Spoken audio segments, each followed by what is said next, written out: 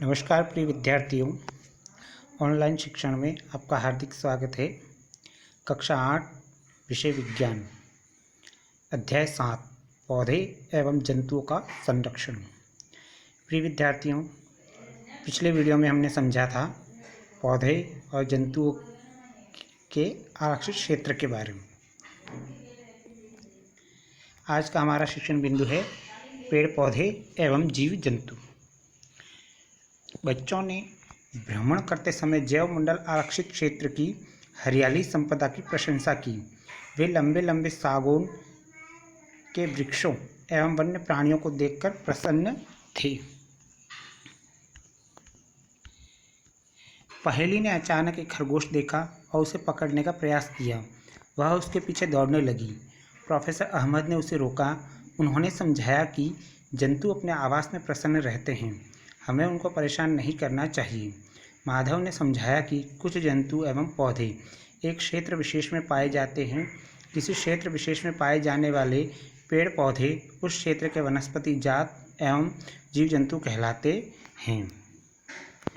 यहाँ हमने समझा कि ऐसा क्षेत्र जिसमें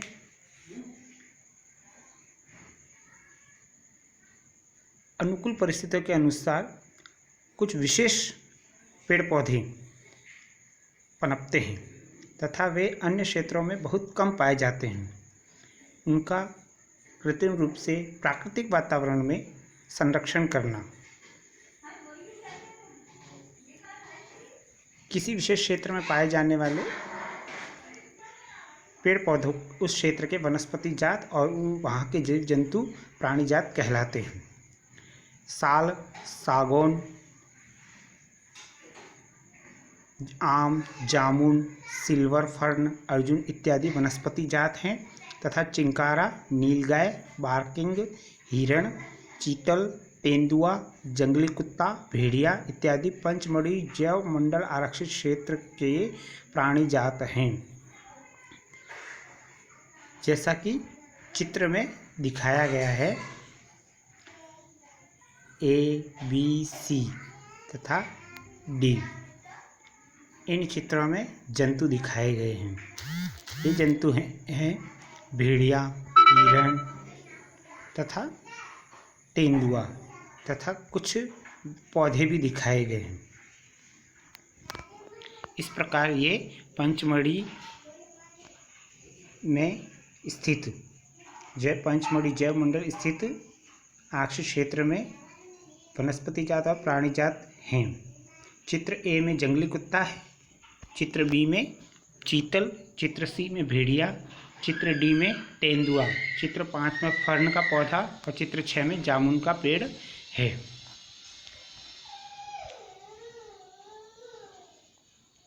हमें अपने स्थानीय क्षेत्र के वनस्पति जात और प्राणी जात की पहचान करके उनकी सूची बनानी चाहिए। इससे हमारी वनस्पति जात और प्राणी जात के प्रति समझ बढ़ेगी। किसी विशेष क्षेत्रीय प्रजाति। बच्चे शीघ्र ही शांतिपूर्वक गहरे वन में प्रविष्ट हो गए। बच्चे विशालकाय गिलहरी को देखकर अचंभित रह गए। इस गिलहरी की एक लंबी फरदार पूंछ है। वे इसके विषय में जानने के लिए बहुत उत्सुक हैं। माधव जी ने बताया कि इसे विशाल गिलहरी कहते हैं और यह यहाँ की क्षेत्र विशेषी स्पीशीज है। पेड़ पौधे एवं जंतुओं की वह स्पीशीज जो किसी विशेष क्षेत्र में विशिष्ट रूप से पाई जाती है उसे विशेष क्षेत्रीय स्पीशीज कहते हैं। स्पीशीज यानी प्रजाति। ये किसी क्षेत्र विशेष अन्य क्षेत्र में प्राकृतिक रूप से नहीं पाई जाती। किसी विशेष प्रकार का पौधा या जंतु किसी विशेष क्षेत्र, राज्य अथवा देश की विशेष क्षेत्रीय हो सकते हैं। माधव जी ने पंचमढ़ी जैव मंडल आरक्षित क्षेत्र स्थित साल और जंगली आम के पेड़ को दिखाकर विशेष क्षेत्रीय प्रजाति वनस्पति जात जगत का उदाहरण दिया। अब यहाँ पहेली कहती है कि मैंने सुना है कुछ विशेष क्षेत्रीय प्रजाति विलुप्त हो सकती हैं। क्या यह सच है? तो प्रोफेसर अहमद ने उनसे बताया कि इनके आवास के नष्ट होने, बढ़ती जनसंख्या एवं नई स्पीशीज के प्रवेश से इस विशेष क्षेत्रीय स्पीशीज के प्राकृतिक आवास पर प्रतिकूल प्रभाव पड़ता है तथा इनके अस्तित्व को भी खतरा हो सकता है। स्पीशीज सजीवों की समष्टि का वह समूह है जो एक दूसरे से अंतर्जनन करने में सक्षम होते हैं। इसका अर्थ है कि एक जाति के सदस्य केवल अपनी जाति के सदस्यों के साथ अन्य जाति के सदस्यों को छोड़कर जननक्षम संतान उत्पन्न कर सकते हैं। एक जाति के सदस्यों में सामान्य लक्षण पाए जाते हैं।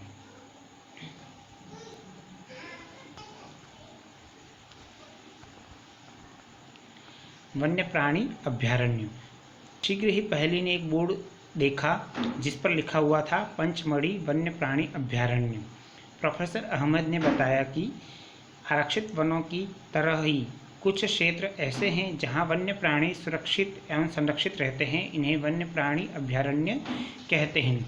माधव जी पुनः बताते हैं कि अभयारण्य वह स्थान है जहां प्राणियों अथवा जंतुओं को मारना या शिकार करना अथवा पकड़ना पूर्णतः निषिद्ध एवं दंडनीय अपराध है। निषिद्ध यानी मनाही। कुछ महत्वपूर्ण संकटापन्न वन्य जंतु जैसे कि काले हिरण, श्वेत आंखों वाले हिरण, हाथी, सुनहरी बिल्ली, गुलाबी सिर वाली बतख, घड़ियाल, कच्छ मगरमच्छ, अजगर, गेंडा इत्यादि हमारे वन्य प्राणी अभयारण्यों में सुरक्षित एवं संरक्षित हैं। भारतीय अभयारण्यों में अनूठे दृश्य भूमि, बड़े समतल वन, पहाड़ी वन एवं बड़ी नदियों के डेल्टा की झाड़ी भूमि अथवा बुशलैंड है। बुशलैंड यानी झाड़ी। यह अफसोस की बात है कि संरक्षित वन भी जीवों के लिए सुरक्षित नहीं रहे, क्योंकि इनके आसपास के क्षेत्रों में रहने वाले लोग उनका यानी कि वनों का अतिक्रमण करके उन्हें नष्ट कर देते हैं। बच्चों को प्राणी उद्यान यानी कि चिड़ियाघर भ्रमण की यादें ताज़ा करने को कहा जाता है। उन्हें स्मरण है कि प्राणी उद्यान भी वह क्षेत्र है जहां हम प्राणियों यानी जंतुओं का संरक्षण करते हैं। चिड़ियाघर एवं और वन्य प्राणी अभयारण्य में क्या अंतर है? प्रिय विद्यार्थियों, आपने चिड़ियाघर देखा होगा। चिड़ियाघर से हमारा तात्पर्य है कि ऐसा स्थान जहाँ पर प्राणियों को या जानवरों को कृत्रिम आवास में रखा जाता है, उन्हें बंद आवास में रखा जाता है तथा वन्य प्राणी अभयारण्य ऐसा आवास है जो कि एक प्रकार से प्राकृतिक आवास है, जहाँ पर प्राणियों को सुरक्षित रखा जाता है, साथ ही उन्हें प्राकृतिक वातावरण कृत्रिम रूप से उपलब्ध करवाया जाता है तथा उनके लिए पानी, भोजन इत्यादि की सुविधा उपलब्ध करवाई जाती है। क्या वे जंतुओं के जीवन के लिए उपयुक्त हैं? क्या जंतु प्राकृतिक आवास की अपेक्षा कृत्रिम आवास में रह सकते हैं? आपके विचार में जंतु चिड़ियाघर में अधिक आराम से अथवा प्राकृतिक आवास हैं? मेरे विचार से यहाँ पर वे प्राकृतिक आवास में अधिक सुरक्षित रह सकते हैं। राष्ट्रीय उद्यान। सड़क के किनारे एक और बोर्ड लगा था जिस पर लिखा था सतपुड़ा राष्ट्रीय उद्यान। बच्चे अब यहाँ जानने के लिए उत्सुक थे। माधव जी ने उन्हें बताया कि यह विशाल आरक्षित क्षेत्र है तथा पर्यावरण के संपूर्ण संघटकों का संरक्षण करने में पर्याप्त है। इन्हें राष्ट्रीय उद्यान कहते हैं। यह वनस्पति जात, प्राणी जात, दृश्य भूमि एवं ऐतिहासिक वस्तुओं का संरक्षण करने में पर्याप्त है, संरक्षण करते हैं। सतपुड़ा राष्ट्रीय उद्यान भारत का प्रथम आरक्षित वन है। सर्वोत्तम किस्म की टीक यानी सागौन इस वन में मिलती है। राष्ट्रीय उद्यान सतपुड़ा राष्ट्रीय उद्यानों की चट्टानों में आवास भी स्थित हैं। यह इन वनों में मनुष्यों की गतिविधियों के प्रागैतिहासिक प्रमाण हैं, जिससे हमें आदि मानव के जीवन यापन के बारे में पता चलता है। चट्टानों के इन मानव आवासों में कुछ पेंटिंग कलाकृतियाँ भी मिलती हैं पंचमढ़ी जैव मंडल संरक्षित क्षेत्र में 55 चट्टान आवास की पहचान की जा चुकी है। जंतु एवं मनुष्य को इन कलाकृतियों में लड़ते हुए, शिकार, नृत्य एवं वाद्य यंत्रों को बजाते हुए दर्शाया गया है। आज भी अनेक आदिवासी जंगल में रहते हैं। जैसे बच्चे आगे बढ़े, उन्हें एक बड़ा बोर्ड दिखाई दिया जिस पर लिखा था सतपुड़ा बाघ आरक्षित क्षेत्र। माधव जी बताते हैं कि हमारी सरकार ने बाघों के संरक्षण हेतु प्रोजेक्ट टाइगर अथवा बाघ परियोजना लागू की है। इस परियोजना का उद्देश्य अपने देश में बाघों की उत्तरजीविता का एवं संवर्धन करना है, यानी कि उनके अस्तित्व को बनाए रखने के लिए बहुत सारी परियोजनाएं चलाई गई हैं जिससे कि उन्हें प्राकृतिक आवास में उनका संरक्षण किया जा सके। चित्र 7.4, 7.5 और 7.6 में क्रमशः बाघ, जंगली भैंसा और बारहसिंगा का चित्र दिया गया है। वन में बाघ अभी भी पाए जाते हैं। तो मुझे कहता है कि मुझे भी उम्मीद है कि शायद मैं भी बाघ देख सकता हूँ। बाघ जिसका चित्र 7.4 में दिया गया है, उन स्पीशीज में से एक है जो धीरे धीरे हमारे वनों से विलुप्त होते जा रहे हैं, परंतु सतपुड़ा आरक्षित क्षेत्र में बाघों की संख्या में वृद्धि हो रही है। अतः यह संरक्षण का अनूठा उदाहरण है। किसी समय शेर, हाथी, जंगली भैंसे तथा बारहसिंगा भी सतपुड़ा राष्ट्रीय उद्यान में पाए जाते थे। वे जंतु जिनकी संख्या एक निर्धारित स्तर से कम होती जा रही है और वे विलुप्त हो सकते हैं, संकटापन्न जंतु कहलाते हैं। बूझों को डायनासोर के विषय में याद दिलाया गया जो लाखों वर्ष पूर्व विलुप्त हो चुके थे।